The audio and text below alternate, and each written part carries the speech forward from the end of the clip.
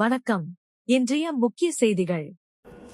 புதுச்சேரி காமராஜர் நகர் தொகுதிக்குட்பட்ட ரெயின்போ நகர் மற்றும் வெங்கட நகர் பகுதியில் சட்டமன்ற உறுப்பினர் ஜோஸ் சார்லஸ் மார்டின் ஆய்வுகள் மேற்கொண்டார்.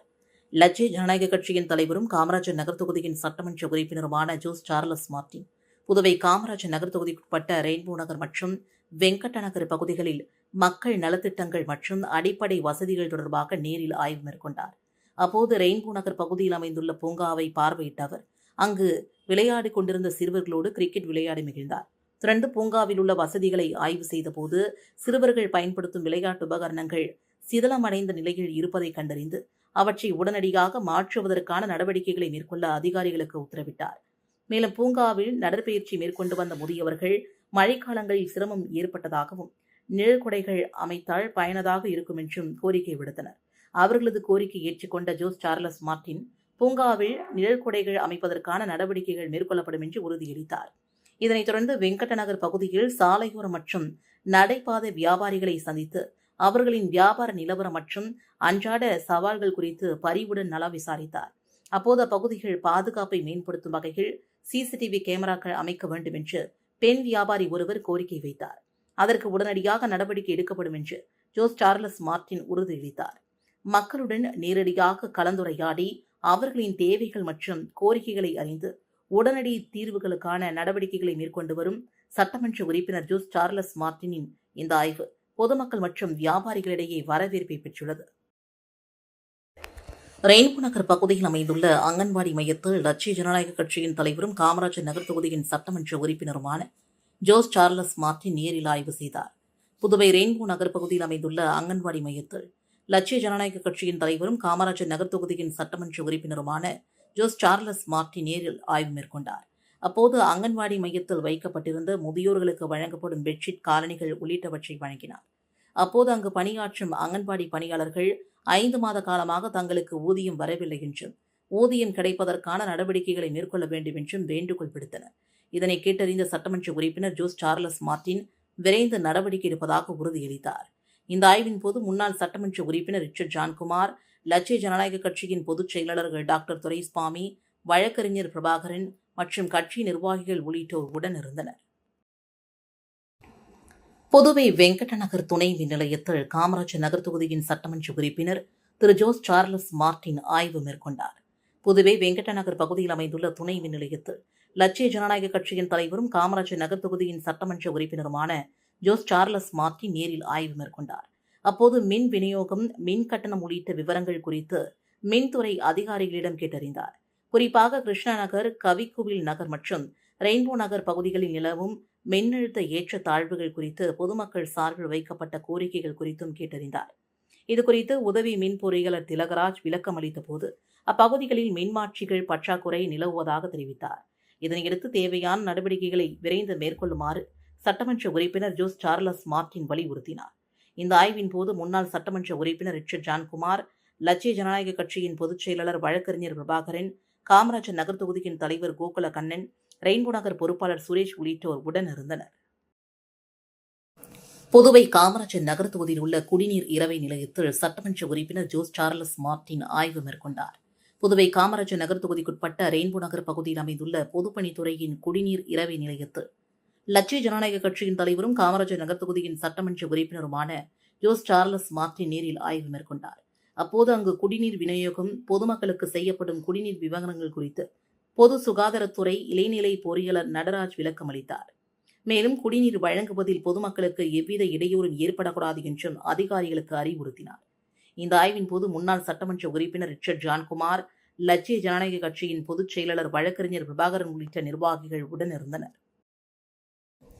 அதிகப்படியான ஐஏஎஸ் அதிகாரிகளால் புதுச்சேரி வீணாகிவிட்டது என்று முதலமைச்சர் ரங்கசாமி குற்றம் சாட்டியுள்ளார். திருபுவனை தொகுதியில் பள்ளி மாணவர்களுக்கு நோட்டு புத்தகம், பள்ளிப்பை உள்ளிட்ட கல்வி உபகரணங்கள் இன்னும் வழங்கப்படாதது குறித்து தாவேகா சட்டமன்ற உறுப்பினர் சாய்ஜி சரவணகுமார் முதலமைச்சர் ரங்கசாமியிடம் மனு அளித்தார். இதனையடுத்து பேசிய முதலமைச்சர் ரங்கசாமி, தமிழகத்தில் அதிகாரிகள் முதலமைச்சரின் உத்தரவுகளை உடனடியாக செயல்படுத்துவதாகவும் புதுச்சேரியில் துணைநிலை ஆளுநரின் தலையீட்டால் நிர்வாக பணிகளில் தாமதம் ஏற்படுவதாகவும் தெரிவித்தார். மேலும் கடலூர் மாவட்டத்திற்கு ஒரு ஐஏஎஸ் அதிகாரி மட்டுமே இருந்தாலும் நிர்வாகம் சிறப்பாக நடைபெறுகிறது என்றும் புதுச்சேரியில் 20க்கும் மேற்பட்ட ஐஏஎஸ் அதிகாரிகள் இருந்தும் பணிகள் தாமதமடைவதால் அதிகப்படியான IAS அதிகாரிகளால் புதுச்சேரி வீணாகிவிட்டது. ஜாலியாக இருக்கத்தான் அவர்கள் புதுச்சேரிக்கு வருகிறார்கள் என்று முதலமைச்சர் ரங்கசாமி குற்றம் சாட்டினார். ஒதியம்பட்டு ஸ்ரீ சர்க்குரு மகான் வண்ணார பரதேஸ்வரர் சித்தர் ஆலயத்தில் ரோகிணி நட்சத்திர பூஜை சிறப்பாக நடைபெற்றது. புதுச்சேரி மாநிலம் முருங்கப்பாக்கத்திலிருந்து வில்லியனூர் செல்லும் சாலையில் அமைந்துள்ள பழமை வாய்ந்த ஸ்ரீ சர்க்குரு மகான் வண்ணார பரதேஸ்வரர் சித்தர் ஆலயத்தில் ரோகிணி நட்சத்திரத்தை முன்னிட்டு சிறப்பு பூஜை வெகு விமரிசையாக நடைபெற்றது. இதனையொட்டி மூலவர் மற்றும் உற்சவர் சுவாமிகளுக்கு மஞ்சள் பொடி, அபிஷேக பொடி, அரிசி மாவு, பால், தயிர், இளநீர், சந்தனம் உள்ளிட்ட பல்வேறு திரவியங்களால் சிறப்பு அபிஷேகங்கள் நடத்தப்பட்டன. மேலும் கலச அபிஷேகமும் நடைபெற்றது. இதனைத் தொடர்ந்து சுவாமிகளுக்கு சிறப்பு அலங்காரம் செய்யப்பட்டு மகா தீபாரதனை காண்பிக்கப்பட்டது. இந்த நிகழ்ச்சியில் சுற்றுவட்டார பகுதிகளை சார்ந்த திரளான பக்தர்கள் கலந்து கொண்டு சுவாமி தரிசனம் செய்தனர். புதுச்சேரியில் வேலை செய்த வீட்டில் சுமார் 5 லட்சம் மதிப்பிலான நகைகளை திருடிய பெண் தொழிலாளியை போலீசார் கைது செய்தனர். புதுச்சேரி லாஸ்பேட்டை அசோக் நகர் பாரதியார் சாலையை சார்ந்தவர் சித்ரா. இவரது மகள் சரண்யாவிற்கு 2வது குழந்தை பிறந்துள்ளதால் அவர் தாயார் வீட்டில் தங்கியிருந்தார். இந்நிலையில் உடல்நலக்குறைவு காரணமாக சித்ரா திருச்சிற்றம்பலம் கூற்றோட்டில் உள்ள தனியார் நிறுவனம் மூலமாக தவளக்குப்பத்தை சார்ந்த ஞான சௌந்தர்யா வயது 24 என்பவரை வீட்டு வேலைக்காக நியமித்திருந்தார். சரண்யாவின் 4.5 சவரன் தங்க வளையல் உள்ளிட்ட நகைகள் வீட்டில் உள்ள ட்ரெஸ்ஸிங் டேபிள் டிராயரில் வைக்கப்பட்டிருந்தன. இந்நிலையில் குழந்தைக்கு உடல்நலக்குறைவு ஏற்பட்டதால் மருத்துவமனைக்கு செல்ல தயாரான போது டிராயரை திறந்து பார்த்த சரண்யா அதில் இருந்த நகைகள் காணாமல் போனதைக் கண்டு அதிர்ச்சியடைந்தார். திருடு போன நகைகளின் மதிப்பு சுமார் 5 லட்சம் என்று கூறப்படுகிறது. இதுகுறித்து சித்ரா லாஸ்பேட்டை காவல் நிலையத்தில் புகார் அளித்தார். புகாரின் அடிப்படையில் சம்பவத்தன்று வீட்டிற்கு வந்திருந்த வீட்டு வேலைக்கார பெண் ஞான சௌந்தர்யா மீது சந்தேகம் இருப்பதாகவும் வெளியாட்கள் யாரும் வீட்டிற்கு வரவில்லை என்றும் தெரிவித்திருந்தார். புகாரின் பேரில் வழக்கு பதிவு செய்து போலீசார் ஞான சௌந்தர்யாவை பிடித்து விசாரணை மேற்கொண்டனர். விசாரணையில் அவர் நகைகளை திருடியதை ஒப்புக்கொண்டார். இதனையடுத்து அவரை கைது செய்த போலீசார் திருடப்பட்ட நகைகளையும் மீட்டனர்.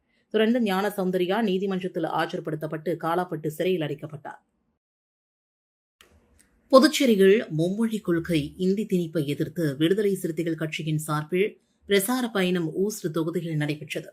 புதுச்சேரியில் மத்திய பாஜக அரசின் மும்மொழி கொள்கை மற்றும் இந்தி திணிப்பை எதிர்த்து விடுதலை சிறுத்தைகள் கட்சியின் சார்பில் பிரசார பயணம் நடைபெற்றது. ஊஸ்ட் தொகுதியின் மாவட்ட செயலாளர் தமிழ்வேந்தன் தலைமையில் நடைபெற்ற இந்த பிரசார பயணத்தை கட்சியின் முதன்மை செயலாளர் அரிமா தமிழன் தொடங்கி வைத்து கண்டன உரையாற்றினார். அப்போது மும்மொழி கொள்கை மற்றும் இந்தி திணிப்புக்கு எதிராக கட்சியினர் முழக்கங்களை எழுப்பி பொதுமக்களிடம் விழிப்புணர்வை ஏற்படுத்தினர். நிகழ்ச்சியில் கட்சியின் தொண்டரணி முதன்மை செயலாளர் பொதினி வளவன், அமைப்பு செயலாளர் ஆதவன், தலைமை நிலைய செயலாளர் எழில்மாறன், நிர்வாக குழு உறுப்பினர் பெரு சக்திவேல், மாநில துணை செயலாளர் திருமாநம்பி உள்ளிட்ட மாநில, மாவட்ட மற்றும் தொகுதியின் நிர்வாகிகள் கலந்து கொண்டனர். மேலும் மகளிர் விடுதலை இயக்க நிர்வாகிகள், பெண்கள் மற்றும் கட்சியின் தொண்டர்கள் திரளானோர் பங்கேற்றனர். இந்த பிரசார பயணம் சேதாப்பட்டில் தொடங்கி அரசூரில் நிறைவடைந்தது. புதுச்சேரியில் திடீரென பெய்த மழையால் அறுவடைக்கு தயாராக இருந்த 300 ஏக்கர் நெற்பயிர்கள் மழையில் நனைந்து சேதமடைந்ததால் விவசாயிகள் கவலை அடைந்துள்ளனர்.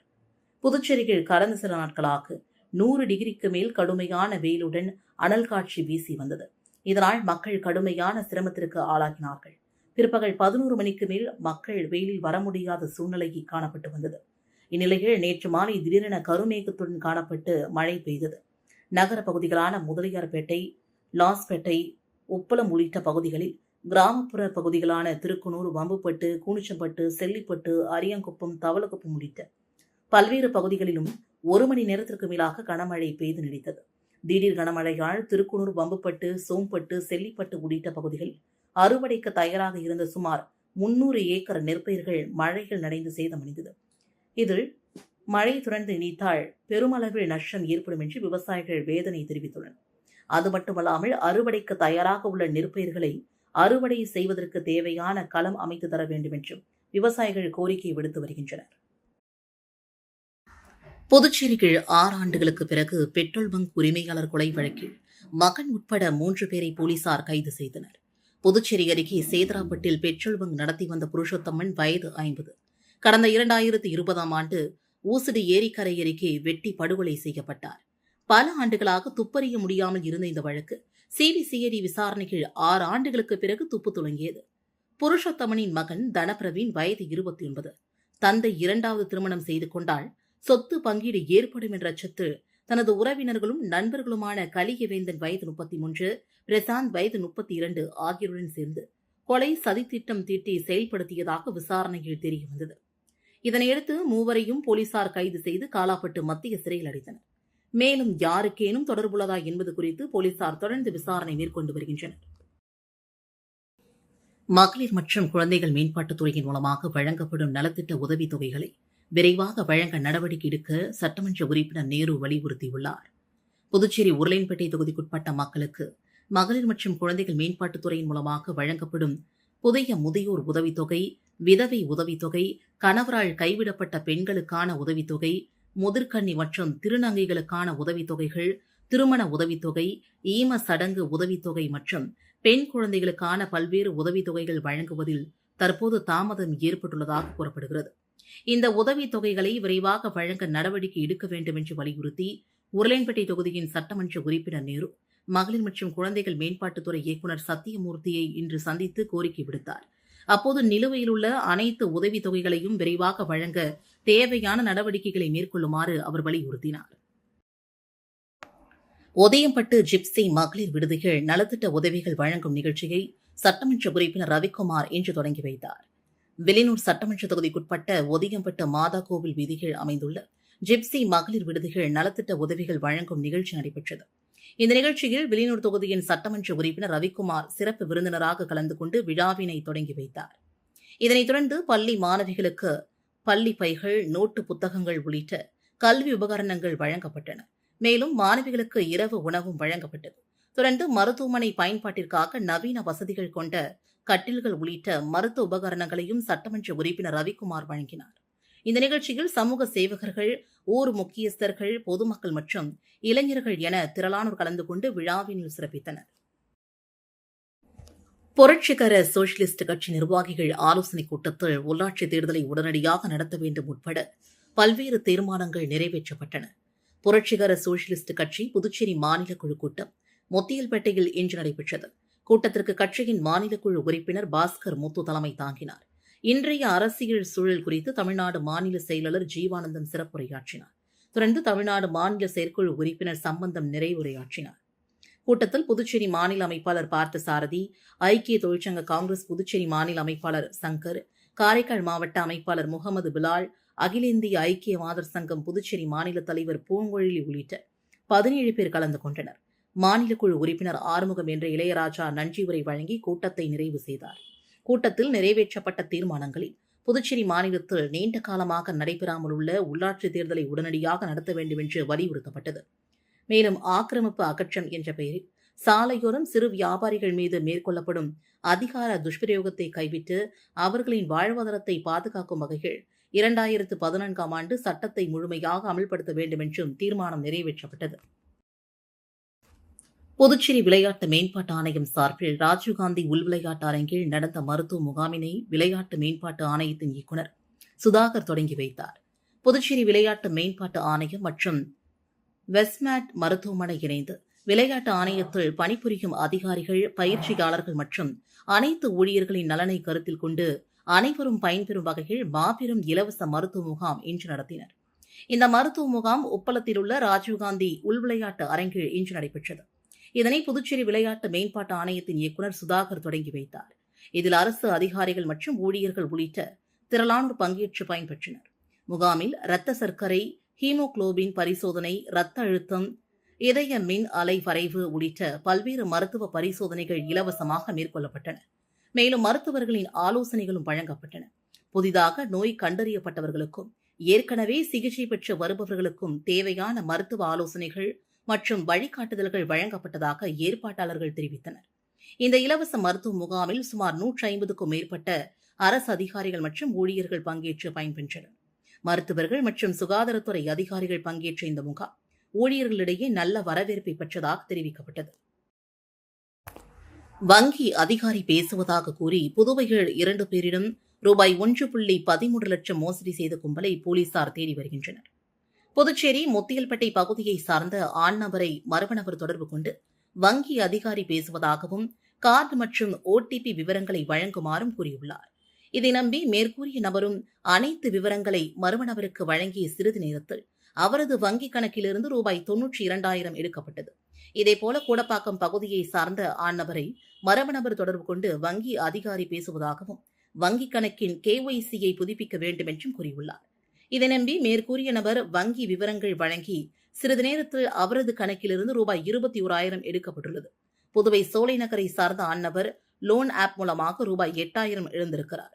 மேற்கூறிய நபர்கள் மொத்தமாக ரூபாய் 1.21 லட்சத்தை மோசடி கும்பலிடம் இழந்திருக்கிறார்கள்.